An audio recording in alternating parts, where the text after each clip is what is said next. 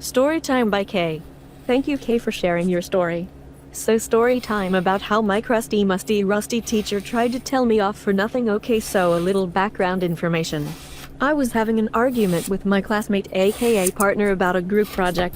He wanted our splash vid color theme to be red, white, and blue, but he disagreed and said it should be blue and yellow. We were just going on and on until our group leader said she liked my idea. So we were gonna do blue and yellow, and my partner, who we will just call Luke, went over to the teacher. He told the teacher that I called him a brat and was ugly, but guess what? The teacher actually believed him. And then the teacher came over to me. Miss Girl really said, "Why are you treating your partner like this?" At that point, everyone had stopped what they were doing and just looked at us. I simply said, "Huh," but I knew that Luke told her lies. She said, "You know what you did to Luke." Also, I forgot to mention that Luke is also her son. Anyways, I just said, "No ma'am, he was arguing with me and Cameron. By the way, that's the group leader."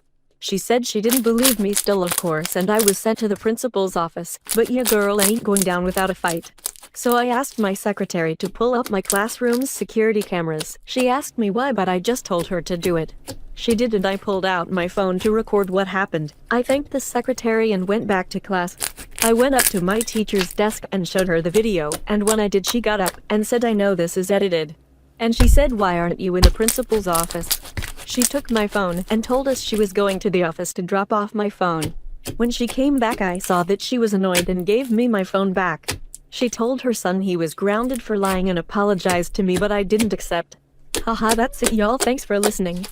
So in December of 2019, I found out that I was pregnant and I was so excited. And my boyfriend was overjoyed. We literally had one of the best relationships during this time. But once COVID hit in 2020, I ended up getting laid off of work. He continued to work, but I felt like it was pointless for me to find another job just because I was about to have a baby and raise a kid. And in April, we get to find out the gender, and guess what? It was a boy. I was extremely happy, but then I just started to notice that he stopped caring. Like, I would be like, "Hey, the baby is kicking," and he would just be like, "Okay." Completely monotone, completely blank face. Then June comes around and I ended up gifting him an iPhone 11 Pro Max. Since it was under my name, I had access to see who could text and call him. And I know a lot of his family's numbers, including cousins and aunts, but there was one number that I didn't recognize that stood out the most. And the messages between him and this number would not stop until 3 a.m., which is when he would go to sleep. So I decided to go up and ask him who is more important than me and his son.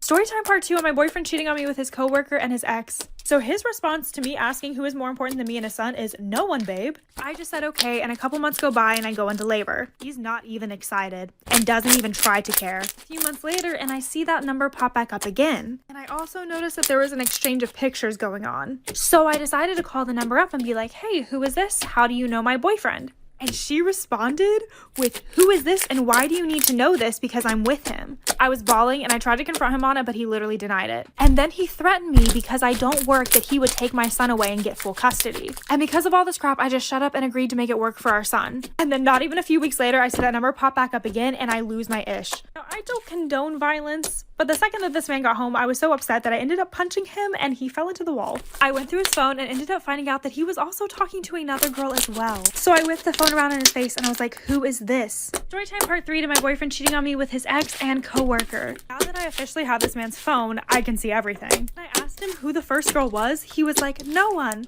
And I was like, "No, straight up, who is she?" And he finally admitted that she was a coworker. So I go through his pictures and I see that they took selfies together, like really close selfies, and he also took a pic of her butt. There's literally a whole video where she's shaking it for him. I started bawling and I threw everything at him. I left the house for several days. We agreed to try to fix things again, but I'm taking his paychecks and messing around with his cousin now to get revenge on him. And honestly, him and his cousin look a lot alike, so if I ever were to get pregnant again, he wouldn't even question it. Also, if you didn't catch on, the other girl was his ex-girlfriend, and she still reaches out asking him for money and asking him to move in with her. And even when we were trying to work things out, he would constantly think about leaving our family for her. Story time about how my neighbor killed my dog. So a little background information. When I was about 3 years old, my parents got me a German Shepherd. And my neighbors who lived next to us absolutely loved our dog. And so did their kids. Like, their dad literally put a doggy door in the fence so that way our dog could go back and forth from our house to his house. Well, when I was about 8 years old, my neighbors decided to sell their house. So he told us that he had to take out the doggy door because the people that were buying his house hated animals. Well, the people who had just bought his house, they ended up moving in before he could take out the doggy door. So our new neighbors asked us if we could put like a piece of plywood in front of the door so that way our dog couldn't get through. And they said decided that they would do the same to their side of the fence. So my dad said, yeah, he put a piece of plywood in front of there. Well, my dog, Gabe, the one night that my brother let him out, he ended up getting the plywood off of the doggy door. Well, my brother literally had to crawl through the doggy door to get the dog before one of them saw him in the yard.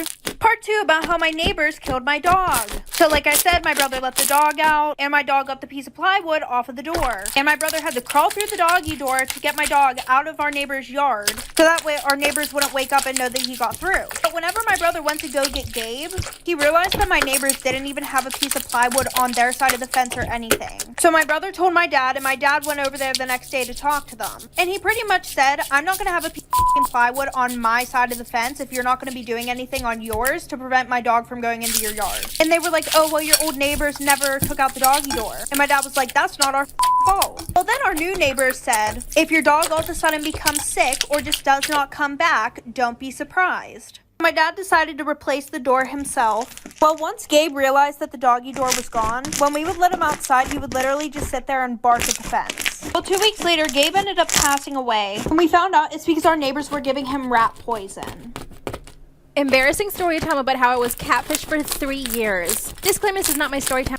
I'm a super shy person. I have such a hard time talking to guys. So one day my friend suggested I do online dating. So I went home and I signed up to a bunch of dating apps. This is when I started meeting a bunch of guys online. And it was much easier to speak to them through there than in person. So one day I get a message from this really cute guy. He asked me for my Instagram and we started messaging each other through there. His profile was